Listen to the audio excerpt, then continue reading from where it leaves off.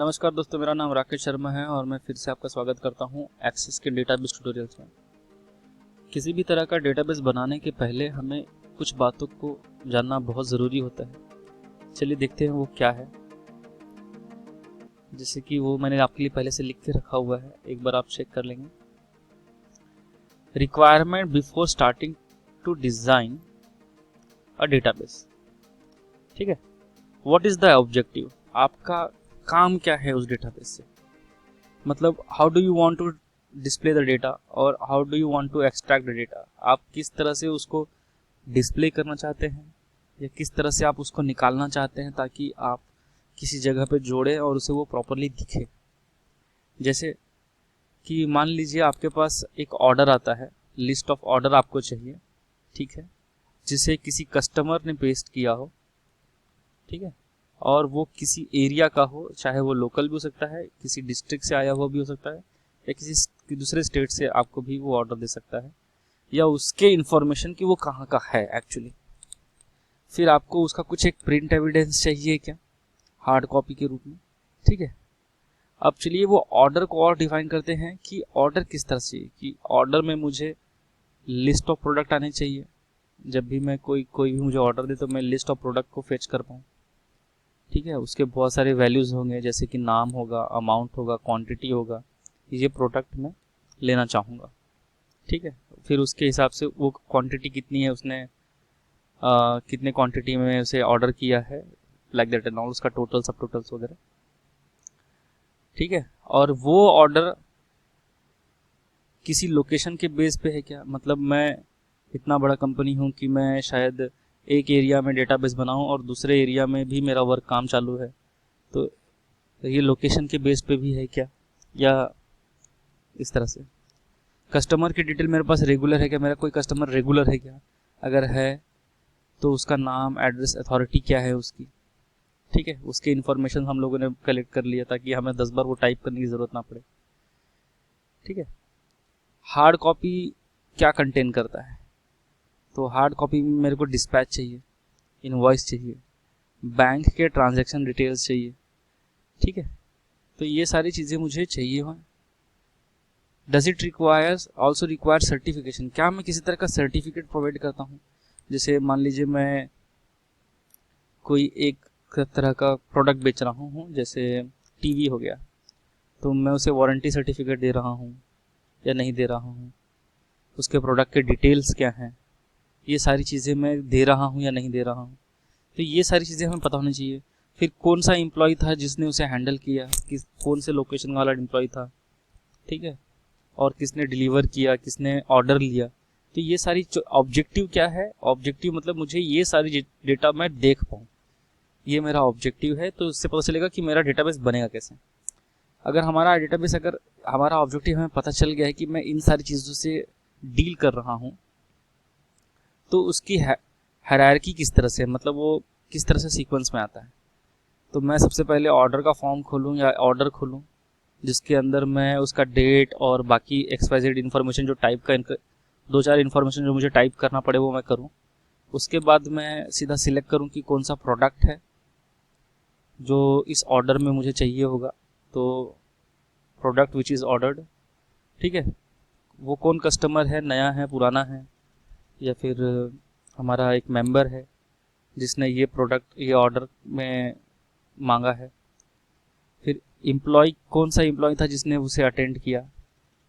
फिर बनने के टाइम पे क्या क्या हुआ, वो अगर इन्फॉर्मेशन डालना चाहते हैं तो बहुत अच्छा है, पर वो इन्फॉर्मेशन अगर नहीं है तो फिर डिस्पैच करने के टाइम पे कौन था, क्या डिटेल थी, उसका इनवॉइस नंबर क्या था जिसने हमने बिल बनाया, बैंक कौन सा था जिसने ट्रांजैक्शन किया, वो कौन से बैंक, वो एम्प्लॉय किस बैंक को फेवर करता है या उसका कौन सा बैंक है, ठीक है। एम्प्लॉय अटेंडेंट, जो इसने बाकी का सारा यहाँ से पूरा प्रोसीजर, पहला एम्प्लॉय ने ऑर्डर लिया और दूसरा एम्प्लॉय ने बाकी यहाँ तक पूरा हैंडल किया, और भी जो इन्फॉर्मेशन है उसकी हायरार्की किस तरह से होगी, आपको एक बार एक लिस्ट बना के आप रखें। इससे आपको डेटाबेस डिज़ाइन करने में अच्छा होगा। जब आपकी हायरार्की बन जाएगी तो आपको समझ में आएगा कि मुझे कुछ ऐसे स्टैंडर्ड वैल्यूज़ चाहिए जो मुझे लगते हैं इस तरह से, जिसे मैं बार बार चेंज नहीं करता। जैसे एक प्रोडक्ट है, प्रोडक्ट है गया, प्रोडक्ट का नाम ले लीजिए कॉफ़ी, मैं कॉफ़ी बेचने वाला हूँ, मेरा एक रेस्टोरेंट है। तो कॉफ़ी नाम हमेशा तो चेंज नहीं होगा, उसकी अमाउंट चेंज हो सकती है महीने में, साल में, या फिर पर डे भी चेंज हो सकती है, लेकिन फिर भी उसका नाम तो चेंज नहीं होगा। तो प्रोडक्ट की कुछ इन्फॉर्मेशन हमारे पास स्टैंडर्ड हो गया। कस्टमर का नाम भी एक बार आया, चाहे वो आप 10 साल बाद आए वही रहेगा, उसका जीएसटी इन्फॉर्मेशन है, सिटी कौन से सिटी का है, स्टेट का है, तो इसके स्टैंडर्ड वैल्यूज हो गए। एम्प्लॉय जिस एम्प्लॉय को हमने अथॉरिटी दिया है कोई भी, वो अथॉरिटी भी एक स्टैंडर्ड वैल्यू हो गई, उसमें उसकी सैलरी भी एक स्टैंडर्ड वैल्यू हो गई। हर साल अगर इंक्रीमेंट भी होता है तो भी एक स्टैंडर्ड वैल्यू है कि वो एम्प्लॉय का पोस्ट क्या है, ठीक है, वो एम्प्लॉय कहाँ का है पर्टिकुलर, उसका नेम, सिटी, उसका पीएफ इन्फॉर्मेशन। उसके बाद अगर स्टैंडर्ड में डिस्पैच रेफरेंस नंबर, अगर मैं कोई भी डिस्पैच कर रहा हूँ और मैं 1 से 2 जगहों पे काम कर रहा हूँ, तो मेरा रेफरेंस नंबर डिस्पैच का ये डिक्लेयर करेगा कि मैंने इस स्टोर से उसे डिस्पैच किया है या किसी और स्टोर से उसे डिस्पैच किया है। अगर मैं इतने बड़े स्केल पे एक डेटाबेस बनाने की कोशिश करता हूँ तो ये मुझे डिस्पैच रेफरेंस नंबर वहाँ मदद करता है। उसी तरह से इनवॉइस रेफरेंस नंबर भी मुझे वापस मदद करेगा। तो इनवॉइस नंबर मंथली के बेस पे है, ईयरली के बेस पे है, जिस भी तरह से है, उसका रेफरेंस नंबर दे दिया और फिर एक लास्ट नंबर 1 2 3 4 डाल दिया, जिससे हमको पता चलता है कि हम लोगों ने इतना इनवॉइसेस बनाए हुए हैं इस मंथ में या इस ईयर में, तो वो रेफरेंस नंबर आ गया। Bank and branches and etcetera, ये भी स्टैंडर्ड वैल्यू हो गया। पंजाब नेशनल है, एक्सिस बैंक है, आईसीआईसीआई बैंक है, एचडीएफसी बैंक है, कौन सा बैंक है, तो उसका ब्रांचेस भी, अब जो ब्रांच में मेरा अकाउंट है शायद मेरे कस्टमर का भी वही ब्रांच में अकाउंट हो। ये सारी चीज़ें स्टैंडर्ड वैल्यूज हमको पता होनी चाहिए। तो शुरुआत कर ले कुछ, बाद में धीरे धीरे अगर इन्फॉर्मेशन बढ़ती है तो हम उसे एडिट कर सकते हैं, उसके हिसाब से भी मैं आपको सिखाऊंगा।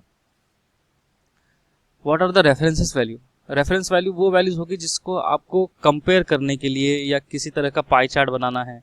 कंपेरेटिव इन्फॉर्मेशन मतलब वो मेरा कॉम्पिटिटर कौन है, उसने क्या वैल्यू दी थी, क्या मुझे इसकी ज़रूरत है, नहीं है कोई बात नहीं, ठीक है, कोई और है इसका सप्लायर, इस सब की चीज़ें। What which information are change frequently not like standard information. Reference values are वो वैल्यू जो आप इसे कुछ भी रेफरेंस की जगह पे कुछ और वैल्यू भी बोल सकते हैं, वो डिपेंड करता है कि आप उसे किस तरह से देख रहे हैं। मैं रेफरेंस इसलिए देखता हूँ कि मेरा जो कॉम्पिटिटर है मैं उसका रेफरेंस लूँ कि उसने कितने बेचा, ताकि मैं भी अपना एक कॉम्पिटिशन तय कर पाऊँ और उसके हिसाब से मैं क्या मुझे प्रेजेंटेशन देना है अपने बॉस को, ठीक है, तो मैं उसका पाई चार्ट बनाना चाहता हूँ क्या, तो ये रेफरेंसेस वैल्यू मुझे वहाँ पर थोड़ा हेल्प करते हैं, ठीक है। तो इस तरह से अगर आपको 3 चीज़ें यहाँ पर अगर आपकी पता हो, 3-4 चीज़ें, what is the objective, hierarchy and standard and references, तो आप अपना डिज़ाइन करना शुरू कर सकते हैं। इनिशियली डिज़ाइन करना शुरू कर सकते हैं, फिर आपका एक्सपीरियंस बढ़ेगा और आप इसमें कुछ एक्स्ट्रा ऐड करना चाहेंगे, दैट इज़ ऑल्सो फेवरेबल कि हाँ मैंने इससे कुछ लर्न किया, अब मुझे एक्स्ट्रा करना। तो जब आप एक बहुत बड़ा डेटाबेस से डील करना चाहेंगे तो आप किसी को डिज़ाइन करने देंगे कि हाँ मुझे इस तरह का डेटाबेस डिज़ाइन करके दो, मैं तुम्हें पैसे देता हूँ और ये करके दो मुझे, एक सॉफ्टवेयर इंजीनियर को, ठीक है। पर अगर आपको ये इन्फॉर्मेशन नहीं पता होगी कि मैं कैसा डेटाबेस चाहता हूँ, तो वो जो बनाएगा आपको उसके साथ ही अधेर होकर रहना पड़ेगा, उसके साथ ही चिपक के रहना पड़ेगा कि चलो भाई उसने बनाया है तो सही बनाया है। और हर बार आप जब भी कोई चीज़ चेंज करने जाओगे तो आपको उसको पैसे देने होंगे। तो अगर आपको पता है कि आपका इन्फॉर्मेशन किस तरह से है, तो ये जो चीज़ है ये बहुत दूर चली जाएगी, हर बार आपको पैसे देने नहीं पड़ेंगे क्योंकि आपने एक वेल डिज़ाइन डेटाबेस बनाया हुआ है पहले से और आपको पता है कि आप किस तरह से डील करने वाले हो चीज़ों से, ठीक है। तो ये उसी के लिए ट्यूटोरियल्स है, अदरवाइज मैं दावा नहीं करता हूँ कि मैं बहुत अच्छा डेटाबेस बनाता हूँ, नो।